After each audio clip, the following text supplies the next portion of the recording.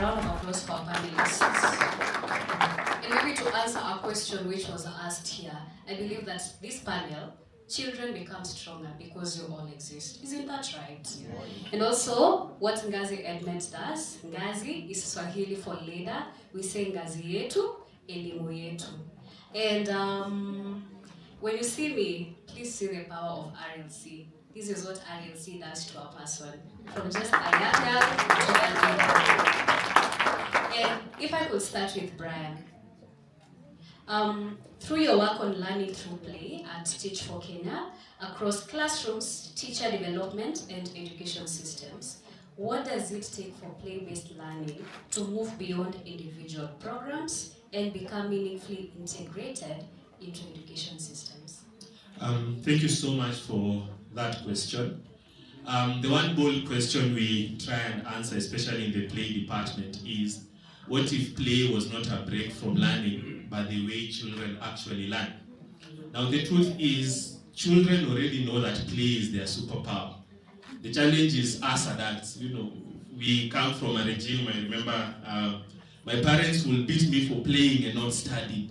But I enjoy playing more than studying. Some of my best memories in school, I remember when I was young, was I will go up to school early so that I play before class. I will play a lot during break time. And then I will remain in school more because I know I won't play at home, so that I just play. So play was the thing that motivated me to go to school. Now research shows that children actually learn through play. And the challenge to us is for us to be able to incorporate play, just responding to the question. Play is actually a mindset. Play is characterized by 5 key characteristics. When they say play has happened when the activity is joyful, meaningful, actively engaging, iterative, and socially interactive. If we were to just play now, you see the way we are quiet like this.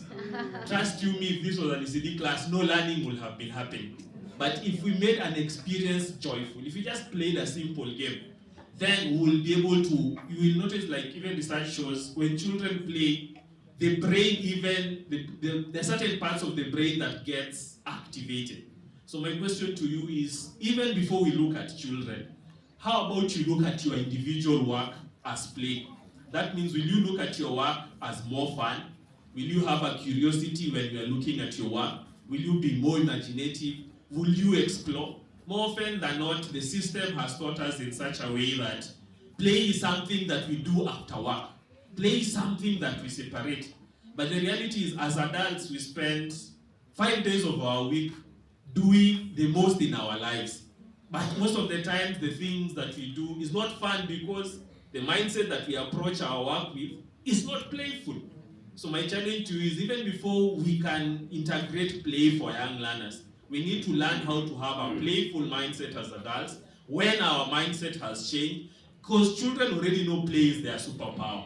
Then and only then can we be able to incorporate play in the larger ecosystem. As you said that we need to be playful as well, I've just thought of when we go for capacity building, you see the most serious person laughing their hearts out, right? Mm-hmm. And it's really important as we imagine the future of education to really have children enjoy learning, for it to actually be productive. And thank you for that. And over to Nyokabi. How can we are now in the tech era, everything is now tech, we are also here incorporating tech in each and everything that we're doing. So how can we make quality STEM learning a reality in every classroom, including those with limited resources, also borrowing from your vast experience? Okay. Tech is failing me. Hello? Yes, talking. Okay. I think when I got that question, I thought to myself, it's such a loaded question.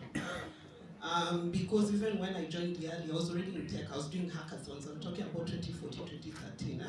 Machine learning, which wasn't even popular in our context. Nobody was talking about that. So I thought to myself, it's such a loaded question. So please, you have to excuse me. I had to write down notes so that I do not miss on anything that is important to you. So, the first thing I noted is we're talking about quality STEM learning. We are assuming learning can work on its own. That there's no symbiotic relationship between education, learning and educational support. We cannot discuss learning without discussing the other two.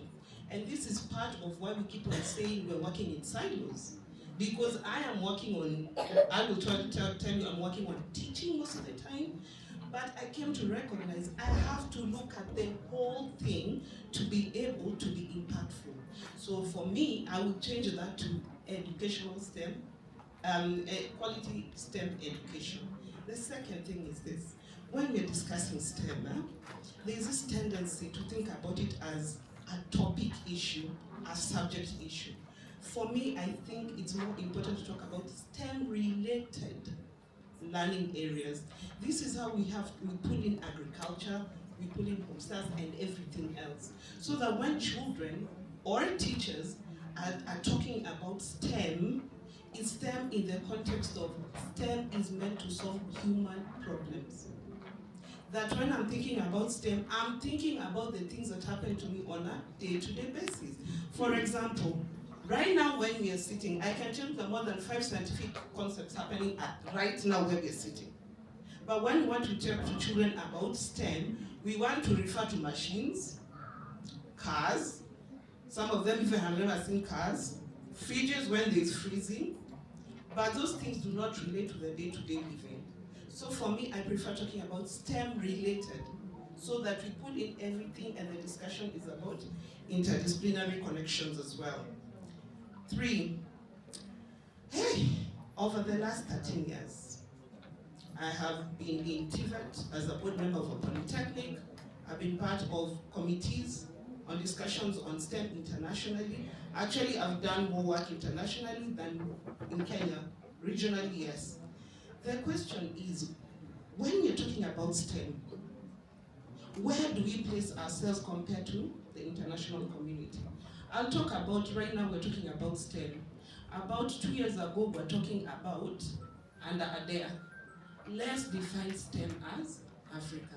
At that point, the whole world had moved to STEAM, with an A, so the arts. As we're speaking right now, we are at STEM plus. But as a continent, we're still talking about STEM. So we are always a few steps behind, okay? When we're talking about STEM plus, it matches so well with what is happening with AI. Because it's talking about STEM, it's talking about scientific inquiry, it's talking about scientific thinking, it is also talking about real-world experiences. And I think for the context that we have with, Agenda 2060 and all these, and 63 for Africa, and I know in our own individual countries we have discussions on, the curriculum. I think we have to redefine what STEM is for us in a way that is realistic, so that we can skip a certain process, the same way we skipped industrialization by getting to mobile phones. We need to have that jump for us to be actually be impactful in STEM. Please, under partnerships, you can reduce it. This one, I really, really want to land it. Then activities. So I'll use a reference. I have been looking, I think I've looked at the Kenyan curriculum designs, almost all of them, sat down and literally gone through them to the point where we've written policy papers and made noise about certain things, and told them we feel like this one, it's not going to be impactful the way it's been presented. For example, you find a concept under STEM is being introduced at grade 3. The next time you see it is in grade 7. So you see that 4 years, by the time now you're coming to me and reintroducing the topic, I've already forgotten about it. Yet you want to sit down and nail children for non-performance, or rather I would say proficiency, okay? Again, and activities. I don't know how many of you in your different countries have gone through your textbooks.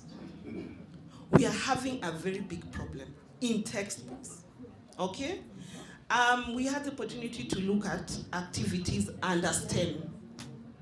There is no differentiation in those books. We assume all STEM activities, or rather let me call them this, learning experiences are the same. But in reality, learning activities, scientific activities, and STEM activities all serve a different purpose. A STEM activity and a scientific activity can be a learning activity. What am I saying? It's a generalized way of exploring STEM concepts. But if you want to talk about inquiry, where we are as Africans, where we're telling children we need you to create, to innovate, we need to get to scientific thinking and then STEM thinking. So right now, as we're talking about quality STEM, education, we are not talking about differentiation. So what I can assure you is we are not developing competencies. What we have become experts of is rote learning, and then the assessments test what? Proficiency. And if you want to realize this in your different countries, when children do their primary school exam, why do they go to high school and actually suffer? Because in high school, you're expected to talk about conceptual understanding. There is no multiple choice or options of not explaining yourself. So to me, with all that foundation, what is quality in STEM? I hope we are thinking on what you're going to ask. Are we? What is actually quality for us? Because I can tell you right now, we've been measuring the wrong thing. Yeah, sure. For the last 5 years, I have really hit my head against the wall. I told you I work in the middle of the night. And I've been asking myself the same question. What is the definition of quality education and quality STEM education? And I realized we are measuring for proficiency. And if that is true, it's an actual injustice for the children of this continent. I'll give you a very good example. There is something we encountered in a dictionary, a very popular one. I will not mention the name. And that first thing made us actually go through almost the whole dictionary to figure out if it's actually a primary school dictionary, why are the definitions different to what the concept actually says? So, it was typhoid, okay? The definition in the dictionary was, typhoid is a serious illness that kills. That's the definition, okay? Why I was telling you we cannot work in silos is because when you go back to the textbook, there's an attempt, okay, let's start with the teacher. There's an attempt for the teacher to explain what typhoid is. But normally, even with that, the most a learner can go up to is partial conceptual understanding because there's need for additional support. So, after the learner and the teacher interact, we're getting to partial support. Then the teacher goes home and decides, there's this strange word my teacher said, what? Typhoid. Let me look at it. So the learner gets what? Typhoid is a serious illness that kills. So already we've distorted what the learner knows. So the learner is like, I don't think teacher taught it like that. So let me go to the internet. Then on the internet, they find very complex definitions. So now we've added to the what? The distortion. Then, maybe the child goes home, the parents are talking, and the parent is like, I'm feeling so unwell, and I went to the doctor, and I found out I have typhoid. So the child is like, are you dying? Okay? And maybe at that point, the parent is telling them, no, you get it from drinking dirty water or food, and then you get ill, you get a stomachache and all this. Now, this learner is maybe afraid to tell the teacher, from what you taught, I am confused. Then here comes the exam, the assessment. The learner, actually, instead of progressing, they regressed. So they're going towards what? No understanding. So this child will be penalized for not answering the question correctly. But who penalizes us, as the educators, for giving the children the wrong information? So to me, quality is, are we measuring the right things in our silos? And from all that madness, I created a diagnostic framework. It has 9 rubrics. Those 9 rubrics, you can upload a photo of an examination, a lesson plan, schemes of work, teachers guide. You think of anything to do with education, you can upload it, and within 5 minutes, it will tell you exactly where you're wrong and give you a recommendation. Okay? That that recommendation, if I'm a teacher, first the way it's approaching me, it's not telling me I am wrong. Okay? It's suggesting, have you thought about presenting this question like this? And out of those 9 rubrics that there are 18 rubrics that we've developed, the issue of inquiry question, which sets the mood for a lesson, even if it's a training or whatever, has become a big issue. I can tell you right now, out of the 300 different papers we have analyzed, we've realized that we are not developing core competencies. The most we are developing are 2. And these 2 are not even high order thinking competencies. What does that mean? We want critical thinkers, we want innovators, but we are not developing for that reason. Sorry, you can take my time for partnerships. I really want to learn this because I don't know the next time I'm going to see you. Education support. Under education support, there's something also we noted. We keep on talking about parental engagement. I think it's wrong. We should be talking about caregiver engagement because in STEM, in reality, not all families and situations will have a parent. So what happens to a learner who is coming from a home, or this learner is being supported by their grandparent or their brother? When we give this word of parental engagement as a big part of STEM, we are failing the learners because possibly they'll not do the experiments at home. And secondly, also within this caregiver engagement policy, there needs to be an overhaul that parents need to be told, your work is to support and supervise. Your work is not to do the assignment for the learner because we are taking away the learning experiences. Okay? And I'm sorry, I'm going to talk a lot about quality education, but I'm almost summarizing. So, in essence, quality STEM education is equals to conceptual understanding at its fullest. If we sit here and say we are having a STEM program, an education program, and say, we're measuring the attendance, okay? We're measuring how many users are registering in our AI app. We are looking at how many learners finished a task in our website.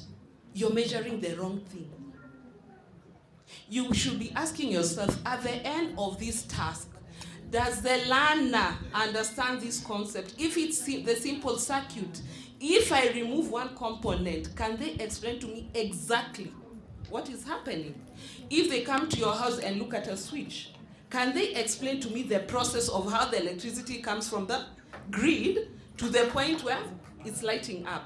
But if we're going to be examining children by asking them, out of these 4 components, out of this simple energy experiment, which component is missing? We will never move towards quality STEM education. Also, for the context of what I have experienced globally, I think it's a high time Africans start developing their own kits, scientific kits. What I have noted is that we are very good at adapting and taking things. It is not enough, and I'm saying this as someone who did it for 10 years. It reached a point where I was frustrated because I knew what we needed, but an idea was being forced on us. And because of that, we decided to build our own localized kit. Okay? This kit takes SNE into consideration that all our schools, we understand they are mixed abled. We have children with hearing impairment, some of them are blind, right? SNE is not an afterthought where when we are developing educational support tools for STEM, we're just putting pictures.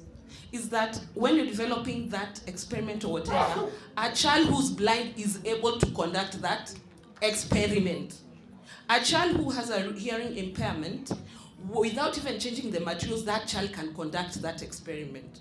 To me, that's quality STEM education. And if we're talking about context, we keep on talking about the lack of materials. I can stand here confidently and tell you we do not lack materials. We do not lack materials. That t-shirt that you've gone into your house and it's torn and you've thrown it at the corner, that is a material. okay? If we are talking about the areas where there's fishing, when the fishing nets are tattered, those are materials, and those are the things that we should be encouraging within our communities instead of money. So anyway, sorry, it was long, but I'm done. Thank you. We have learned a lot. And what I carry from that is that we need to redesign for Africa. Innovations grounded in African realities. I mean, our grass is green and natural. There's somewhere where grass is plastic, but we want to use the innovations for us. Does that really work for us? And also for those developing toolkits and training manuals, let us try to incorporate what our African children are actually learning. If your place is not experiencing winter, maybe it's time you rethink whether that should be part of your climate action training, perhaps. Thank you so much. And over to Wabi, as we continue talking about technology. As Africa looks to develop a generation of problem solvers and innovators, how can education systems better recognize different talents and give young people opportunities to turn them into real-world skills, so that they are not just things that they know, but things they actually apply? Thank you. I think Nyokavi has started it off so well. She did. Let's give her some more claps, please. Thank you so much for that. The only thing is that because of your question, she focused on STEM. So for me, I'd say for us, Soma Siri Afrika, again, learn the secrets for Africa. Why, first of all, did we even start? So that I can get to the response itself. We were working in schools, so I am feeling that energy. We were working in schools, we were teaching clubs, French, German, Spanish, Chinese. Then coding became a thing, so we were doing coding. Entrepreneurship became a thing, so we were doing entrepreneurship. Music was my first love, so to speak. But what I had studied in school is totally different. By the way, I came first to KU. My dream was to come to KU. That was my dream. You too? Yeah, my dream was to come to KU, but to do the opposite of what I ever found myself doing. I wanted to do film. And then I changed. I decided I want to do music. And music was KU, film was only KU. I ended up doing psychology, which maybe ties into now the response that I'm giving. Because now, when I ended up going to schools, I started going to schools immediately after high school. I was 17. And I was being trained how to do what we called behavior change communication, life skills education. That's the time life skills trainers were going into schools and teaching kids how to do life skills. And I realized I had a superpower, Bosire. And my superpower was that I could make learning play. Or music, or rap, or science, depending on what I saw that particular child needed. Because every single child is different, right? And at the time, there was talk around, what are they called, learning styles. And we'd be told there are 4 types of learning styles, and as an educator, you should try to meet each of the learners in those 4 styles. I won't go into them. You're educators, I'm sure you know them. But I still felt something was missing. That something that was missing was the connection between what I've learned in school. Here I am, I'm now doing psychology. I am teaching life skills. I believe I am good at drama and sijui music, and I would make rap songs for the kids to enjoy, to enjoy the learning experience. Now I'm teaching French, and by the way, I did not know French as I was teaching it. So I was learning to teach while I was teaching. And then I was told, hey, you're doing it so well. Can you do Chinese? Of course. Of course. And there I found myself doing Chinese. And the same goes for the majority of the members of my team at Soma Siri Afrika. What is the disconnect between what we are learning in school, learning outcomes, which I had Rob talking about, these learning outcomes, and then eventually I get into the workspace. How did that connect? And it ties to what Nyokafi was talking about. How does that actually connect? What's the real world? There's a learning outcome, and then there's a real world outcome. And so for us, we actually pulled out of schools. We were not even called Soma Siri Afrika. We were called Siri ya Muziki, which means the secret of music. We pulled out of schools, and we were like, there's something off. The moment for me was when somebody who had a master's in engineering and a PhD in engineering, he had gotten his master's from France as a scholarship, and then he got his PhD again as a scholarship from China. So he's come to me to give him a job. I'm 24 at the time. Now I'm old. I was 24. He's come to me to give him a job to teach what? French and Chinese. I want you guys to understand something. I could have asked him for his CV, which I did. Cindy, we all ask for, where's your CV? Give me your CV. On the CV, there's nothing about I can speak French or Chinese. Why? He's an engineer. Class, he's an engineer. So how exactly did he learn French and Chinese? And where is the evidence? Unless he speaks it. And that's what she's talking about, the competence. It's not about whether I had given him a French exam or a Chinese exam. He might not have passed it, because there's a difference. And when one of the speakers was saying something around that our learners cannot read or write, I like to take that with a pinch of salt, guys, because they can. By the time those learners are getting into our schools, they were speaking. They just don't speak English. Learn the secrets of Africa. They are not speaking in English, but we are examining them in English. And we are not examining the competence. What she asked. The educators from RLCEA came to Soma Siri Innovation Hub, and they got to see we only have one structure, which is a core learning space. So far we've trained over 5,600 with one mabati iron sheet structure and pallets made out of wood. You saw for yourselves, right? Pallets made out of wood. And yet in that simple space, I'm sure you've seen my sons in the dreadlocks. Have a conversation with them. Ask them about the questions that she was asking. That is what we train. Problem solving, not as a competence, not problem solving in the sense of that word, but in what I would say she said, and probably what also Bosire is looking at when he talks about play. Bloom's taxonomy, that's for educators. And the top of it is creation. That at the fine, I have understood, I can remember, Professor is looking at me, Sasa, I am like, but you, I'm correct, right? You can understand, you can remember and all that. You can apply, but what's at the top here? Can I create? And so the question is, how come the pyramids, we have never been able to rebuild them? That is technology, right? How come those pyramids that were built, the majority of them are actually in South Sudan, for those of us who are aware, right? How come we still have Nubians? Probably we have a few in the room here. Yeah, there, shout out to them. How come we have not tapped into our indigenous technology to understand how to create knowledge?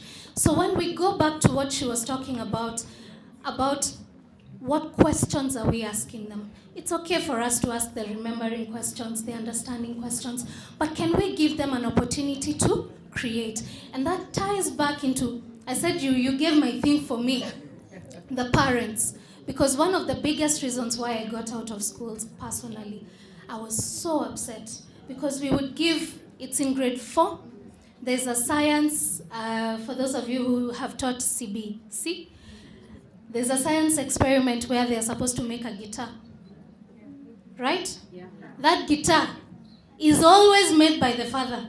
Always. And the parent will come, the student will come and tell you, and during the parents' meeting, the parent is complaining, you guys are giving us a lot of homework. We don't have time to do these things with the children, and now you're giving us a lot of homework. and you can't even have the space to explain. It's not homework for you, it's for the child to create. And do you know the worst part about all that is that it eventually ties into the pathways, real world outcomes, where now you gave this child a 4, which is exceeding expectation, because they made this wonderful guitar, because you did not ask the right questions. So when we are talking about preparing problem solvers for Africa, this is what we are talking about. The technology that we are talking about, when I speak about technology, I'm not talking about Western technology. Yes, we will use it. Like she said, we will use it to leapfrog. But we are not using it to play catch-up. I did go for the African Union G20 Summit. I was honored to be invited by Ms. Julie Geshoro. And thank you. One of the worst things for me coming out of there was listening to the speech from our African Union Minister of STEM. And you know what she was talking about? We are getting into the industrial revolution. Thank you. I'll leave us with that. Wow. Are we developing for them or for us? I mean, Africans are brilliant, aren't we? Yeah. We're in a room full of innovators, aren't we? Yes. And I know some of us here, I know they have developed something being used to help the deaf students learn better. Isn't that an African innovation? Isn't it? Anyway, any one of us here that is doing any innovation, I'd just like to know. Any one of us doing any innovation to help learners using technology? Would you like to tell us what it's about? I don't know if there's a mic.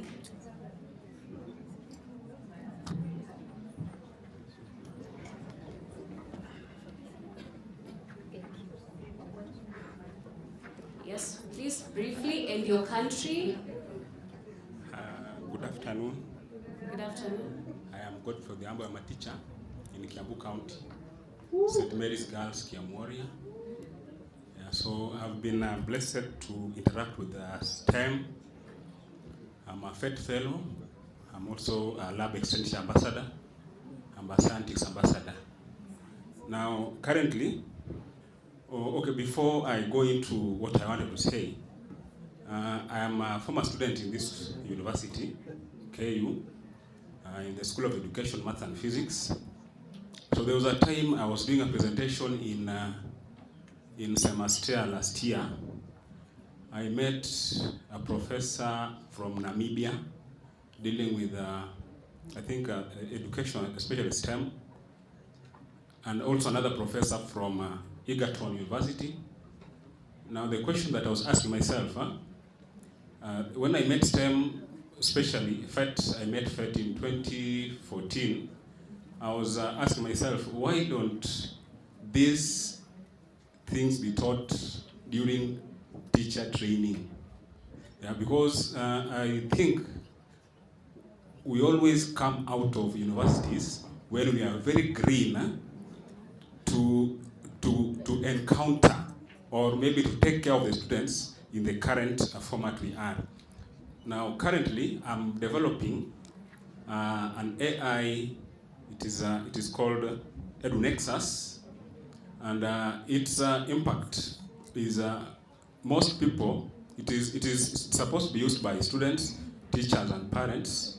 So they will let me go into how it can be used by students who are. I have incorporated the UDL, the Universal Design for Learning, in it. Yeah, where every student can be able to use it. Yeah, then I have also incorporated the WhatsApp, so a student can be able, or a teacher can be able to use WhatsApp on the phone. And I'm also incorporating short messaging, where a student who is having a feature phone, zile simu za kabambe, can be able to use AI, whether akona internet or not. So thank you so much. Thank you. And as we proceed, I hope we have an online participant who would also love to share about the innovation. Kelvin will let us know about that. And as you talk about that, let me go to Prof. We've heard about solutions that are possibly not really getting the most out of our learners as much as they would. And so I'm wondering, how can research and evidence better inform decisions about which education interventions should be sustained, adapted, or scaled, or maybe even done away with? Well, thank you. That's quite loaded, and I feel that partly my fellow panelists have answered to some of the questions. I'm looking at evidence because we're thinking about research as a format or as a forum through which then we can gather evidence. And I'll share my experience through the different stages of evidence gathering. And perhaps the issue of impact, because as I mentioned, now we focus on impact. How do we do research for impact and underlining impact, which is usually quite very difficult to answer, but also as professors, sometimes quite difficult to reach, because why do you need to go to that level in some cases if you're not looking at impact? So research and evidence that would inform practice that is desirable would start from the design itself. How do we design? Because then we have different designs and we design for different purposes. We have to have the purpose in mind for us to design for that purpose that we want to achieve. In terms of collecting evidence, as researchers, you'll always get evidence regardless of the size, the scope, and the kind of study you do. You'll get some kind of evidence. And a lot of times we've been accused of gathering this evidence and having it in the library, getting this evidence published everywhere else apart from where it really matters. It's still evidence nonetheless, but evidence that informs learning, evidence that actually changes the way we do things in our classrooms and in our communities, is evidence that is designed differently. So I would give an example of the HERI Africa and what we are thinking about around designing for impact, designing for action, and designing to be able to achieve that which is context specific, that which addresses the various differences in terms of learner experiences.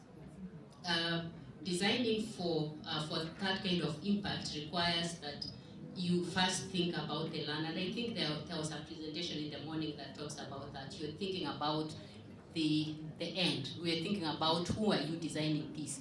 Before I go to the field to collect the data, before I write that proposal, whom am I writing it for and how does it come to be? So as HERI Africa, one of the taglines is research for, with, and by Africans. So it's very Africa-led, so that then we start addressing the gaps in terms of evidence that does not always address our needs. So the need has to be taken into consideration. And as a researcher, you do not get this need or you do not identify the need by yourself.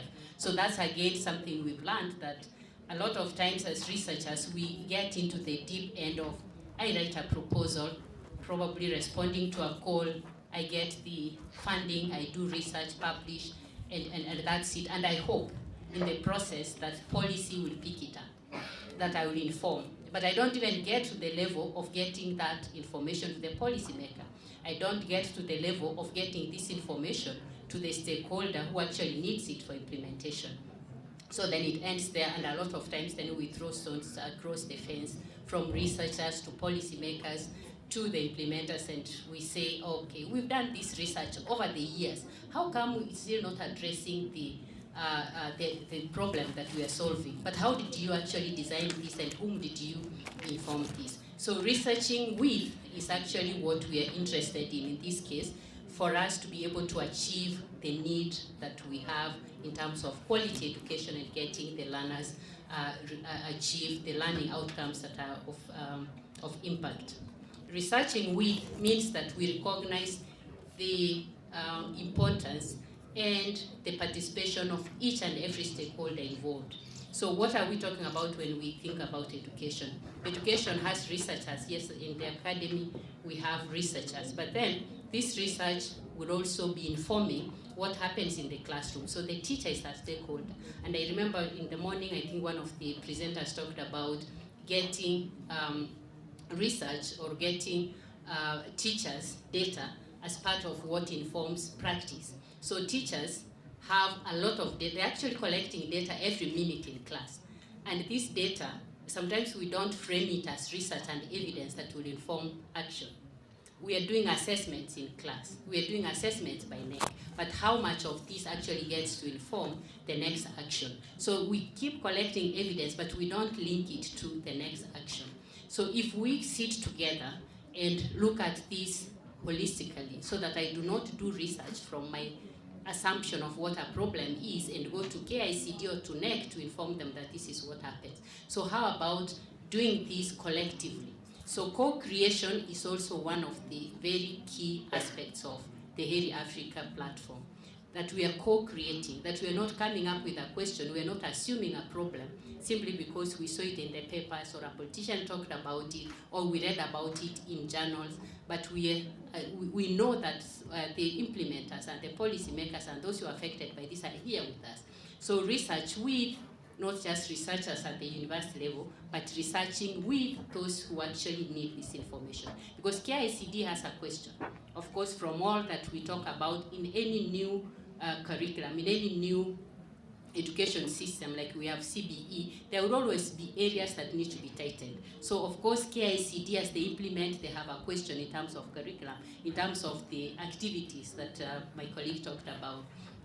NEC has a problem in terms of how do we assess some of the aspects in the new curriculum, and one of it is actually the core competencies and values education, which is new. And core competence is actually what we are referring to, the life skills and values education, because it goes by many differences, 21st century skills, social-emotional learning, name them, but actually these are the core competencies and values education. So NEC has a question in terms of how do we actually capture this assessment, both in the continuous and in the summative assessment. TSC has a question in terms of what capacities do teachers need to be able to assess this. So we are looking at all these. KISE, for instance, has a question in terms of how do we actually get these values and life skills, for instance, in my case as chair, life skills and values. How do we get these tools? How do we get to nurture these in learners with different needs? So you look at all this and you realize you cannot actually sit alone and come up with a question. So this question should be designed by all those who actually have the need to address and bring them on board. So we are researching with the policymakers, with the implementers, but we are also not leaving out the learner, because we are assuming that the learner has no say in all this, but they actually experience. They have experienced the curriculum, they have questions or they have input in terms of what does not actually work well. Yeah. So at the end of the day is what works. And to get what works, then you have to get it from those who are actually experiencing this, and this would involve the learners, the teachers, the policymakers, the implementers, but also the parent. You talked about parental engagement, not wanting to use this term, but I'll use it generally in the sense that a parent is the person who is taking care of a child. It could be a grandparent, it could be a guardian, but that's the parent in that perspective. And our involvement of parents in this case in terms of getting to also to understand their insights, where they're coming from in terms of feeling like they've been given a lot of homework to do and ending up doing the assignments for the learners, is because who actually sat them down to tell them this is what to be expected? Who informed the teacher how to regulate what is going to the parent and what is remaining in school? So all these are the aspects that we're looking at, that we're categorizing this in 3 levels. Especially under the life skills and values education. Values education, or values, cannot just be nurtured in a classroom. It's in the entire school environment. It's in the communities. It's in society. So you're trying to look at how do you prepare all these stakeholders to be able to nurture these life skills and values. So it's in the creation, it's in the co-creation, it's in bringing everyone together, so that at the end of the day, the findings you have are not just going to be in a policy brief or in a publication, which we'll also do, but also the KICD, which is interested in the curriculum and implementation, and they know what to adjust. TSC knows what the teachers need, but also the teacher training institutions, including Kenyatta University, and the other teacher training institutions, and CARES TVET, which is training for TVET levels. So we are looking at the entire system to look at the teacher capacities and what kind of support is needed. We're looking at the school and classroom environment. We're looking at the parenting and community environment, and all these then would now produce a learner with the learning outcomes that we anticipate under the CBE. So it's integration. Thank you. Amazing. We can't work alone if we really want to achieve the best future for education for African children. We have to work with parents, with teachers, with communities. We also have to work with the government, and we need to understand how to work best with them also, because we also can't just implement policies alone. We may write policy briefs, but at the end of the day, it's our governments that actually make them happen. Thank you so much for that. And as we're looking into that, I will go to Beria. Governments prioritize national educational goals, like ours, we have the 10 and others. Donors often focus on measurable outcomes, while the private sector may seek innovation or workforce development. So maybe how do we align these different goals without compromising national priorities or the need of learners? Thank you so much. And I know I'm standing between you and lunch. And your energies have gone low. I can already see that. I'm going to be brief because my work has been done by our ED who was here giving the keynote speaker, and Rob, who is from Imaginable Futures. I think they have spoken from my mouth, because how do we align into all these other stakeholders who are giving us money? And I want to talk from a layman's language. Mizizi Afrika, let me start from Mizizi Afrika. We were formerly Mizizi Afrika. We began in 2017. And I want you to see how we are relating with you guys. We recently rebranded last year. We have been in the youth space research doing a lot of work, and some of the organizations here are doing the same, doing so much. We rebranded last year with a very clear focus, and we launched a 15-year strategy. That's madness, right? 15 years is a long time, right? 15-year strategy is what we launched last year with our rebranding. Now we are called Mizizi Elimu Afrika. Our 3 key places that we want to take this Africa, we are not thinking now. We are thinking 50 years to come. That vision 2060, vision 300 and something. Because let me tell you people, as much as we are change makers and creating innovation for now, we need to think about the innovation of 10 years, 20 years. That will live beyond you. Your kids to come can really see that there's something that was done. Now, I know most of the funders or most of the people here, you're really focused on getting that funding, and that funding, you're very focused to really align it to the donor priority, either because of the budget you've been given or something like that. But I want you to think very wide and dream big. I don't want you to think about now. I want us to think bigger. One of the things I have seen is that most of us, as much as we are aligning to the donor priorities, we are not looking at the government of the day. Saizi tuko na? No. Tuko na hii serikali ya sahi. Are we aligning our priorities within the government priorities? Because that's the only way we are going to scale. And you had scaling being mentioned here. Let me ask you, one of our key pillars at Mizizi is to ensure that we have stronger education systems. For us, we believe public schools is where every learner is able to access education. How many here are able to afford private institutions? How many? Right? We are few. Sindio?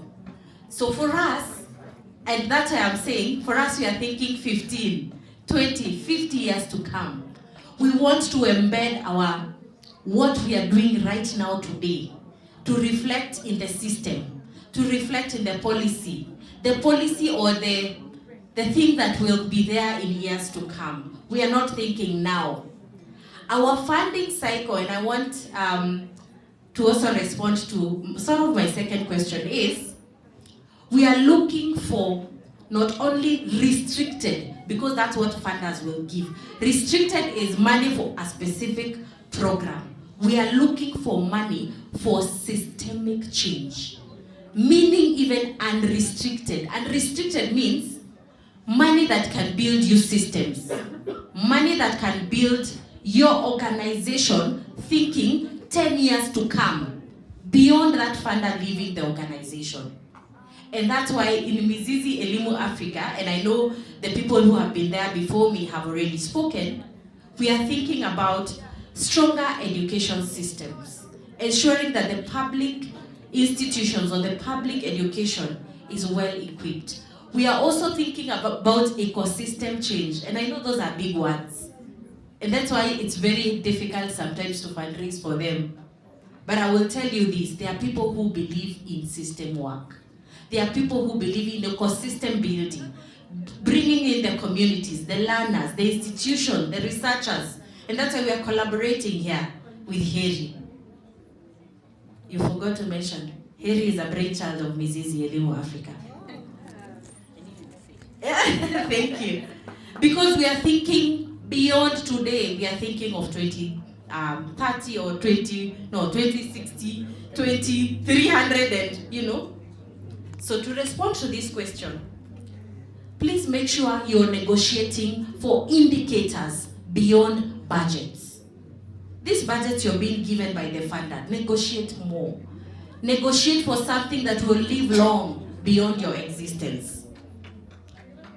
Anchor everything to the government existing sector plan. I will tell you this.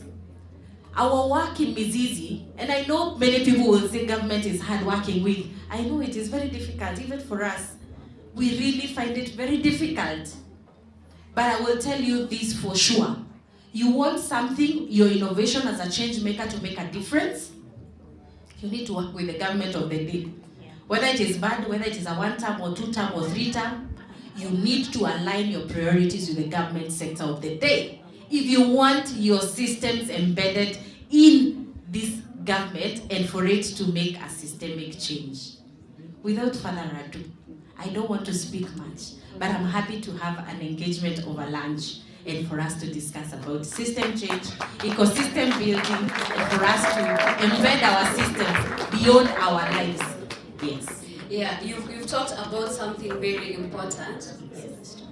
And I'm just thinking, for us to actually be able to tell our stories of what we want to do, of the ecosystems we want to build, of the change that we actually want to bring to our communities, we really need to be able to bring it out to our partners or to our funders. And so to Olona, how best can we be able to do that? Whether it's our visions, whether it's being able to tell what we are actually building, how can we strategically position ourselves and the work we do and our visions to be able to attract all this? Thank you for that question, Christine. For me, storytelling is about connecting the data with the human being behind the data. So you can tell a story about how you've reached 10,000, 20,000 learners. But I think the most powerful question is, then what changed? What changed in their lives? That's the most powerful question. We need to be very strategic as organizations in the stories we tell and how we tell those stories. Different audiences need different stories. Donors, for example, may want to know about the return on investment. Government may want to know about how they can scale the programs, so scalability. And the community wants to see themselves as part of the solution. I mean, Robert and Ruben, they mentioned how you need community buy-in. So they need to see themselves as co-creators of those solutions. So maybe let's not just think about storytelling as just showcasing the impact, but it's showcasing the impact the evidence, and then posing the question to yourself to say, what do I want my audience to do about this evidence and this data and these stories? Thank you, Christine. What would you tell anyone that has not yet thought of having a communications department in the organization yet? What What would you tell any of the organizations here that don't yet have a communications person? What I can tell them is you don't need a PR agency to tell your stories. You are the authors of your own stories. So, like I mentioned earlier, start telling your stories. Start with what you have now. It's the how, you tell your story that matters most. Thank you so much. And as SDG4 champions and people who have been entrusted by our communities, it's up to us to tell our stories. It's up to us to help our communities. 2030 is fast approaching. I hope that between now and then, we'll have at least done something in our community that we'll be proud to say that in the era of the Sustainable Development Goals, this is what I did for my community. These are the things you were able to achieve, and not just in numbers, but being able to see them in lived realities. And as we wrap up, please just give us a parting shot, each and everyone, at least a minute or so, yes, to these young African education change makers. A parting shot. A wrapping. Yeah. I think as we think about, you mentioned Agenda 2060, there's a common theme that kept coming up with all the speakers today to say we need to learn to collaborate. We need to stop working in silos. The problems are complex, and complex problems require that we work together to create those complex solutions. So partnerships. Partnerships, thank you. Brian? I've actually put a timer. So in 10 seconds, I want the team at the back, kindly form a T with your bodies, and the team with the tables, form a T with anything that is on the table. Just form the letter T. 10, 9, 8. The team at the back, use your bodies. 7, 6, 5, 4, 3, 2. 1. Thank you. I can see very amazing creative teas. Very creative. So my parting shot is, children first learn how to read so that they can read to learn. And the only change that you are creating to them is, instead of telling them what is 1 + 1, tell them how do you arrive at 2. It opens a world of possibilities. So go out there, build your capacity, be so good so that people can depend on you, and also learn how to work in interdependency so that together we can we can solve the challenges that we are working on. My 1 minute is up. Thank you. Thank you. Kathy. My parting shot. I think I ended up being an education systems architect by mistake. Because I had more questions than answers. So all the people who, sat on this panel, I had the same questions, and that's where the madness started. And I hope for all of you, you allow your madness to exist. Amazing. There's nothing wrong with you asking us questions, even for us who've been in the industry. And I will challenge you not to be afraid, to seek for relationships and partnerships that are dignified for you as an African. Yes. Because you have to be very careful that you do not go spilling your ideas, and at the end of the day, you end up losing yourself. It should never be about money. At the end of the day, it should be helping your brothers and sisters. And 3, also learn to protect each other. I have seen people tearing themselves up because of funding. It's sad. It made me even want to run away from this industry. And I hope it's something that we'll put at the back of our heads, that we're brothers and sisters and we're here to protect each other.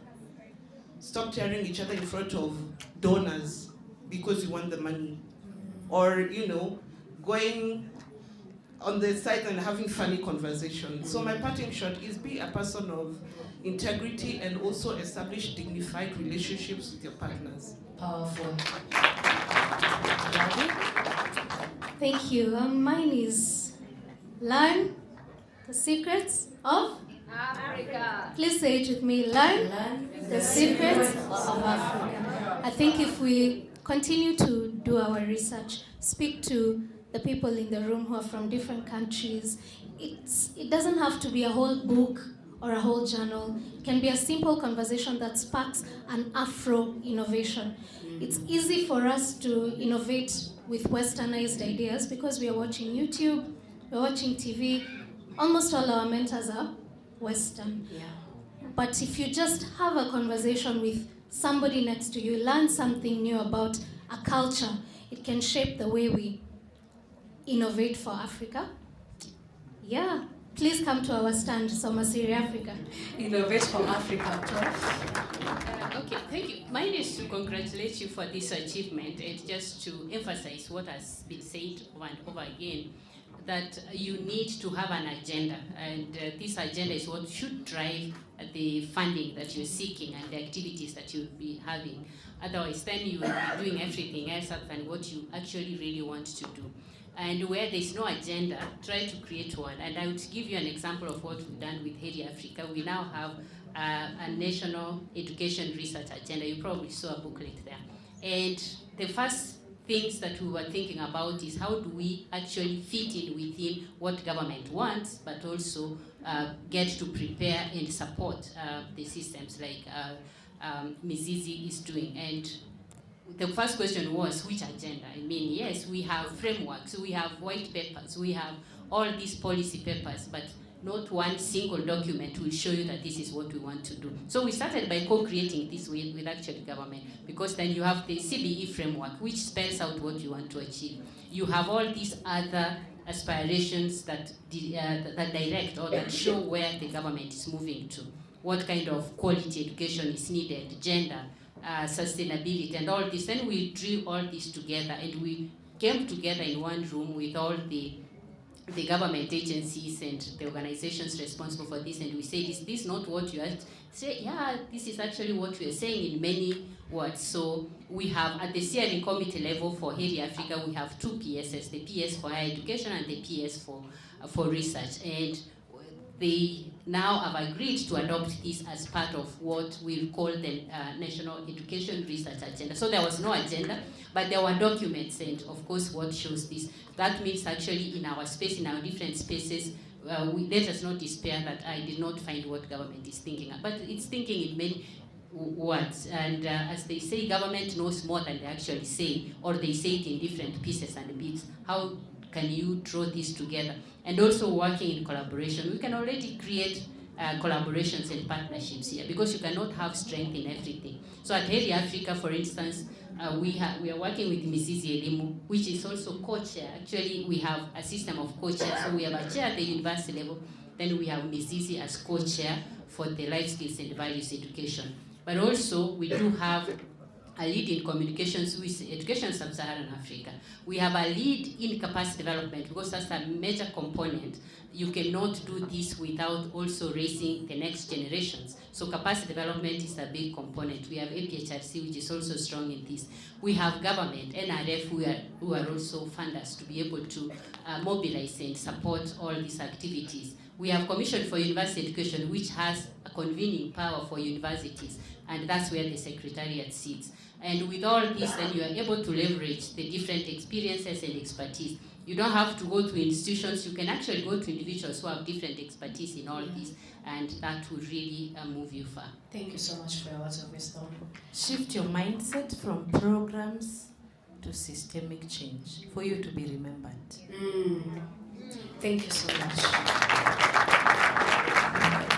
I know there's a lot that we have learned from our panelists right now, and kindly, I don't know if you'll have enough time to eat, because I know you will be buzzing with questions from our change makers here, but please, we've already heard how generous they are with information, so don't leave without your question being answered. And you have over 14 countries represented here. You have a chance to learn from literally 14 countries today. So kindly make the most out of it. And I'm so grateful to see a room full of vibrant young people doing amazing work in the education sector. And I am so hopeful for the future of education in Africa. Let us give a round of applause for our panelists as they arise and pose for a photo.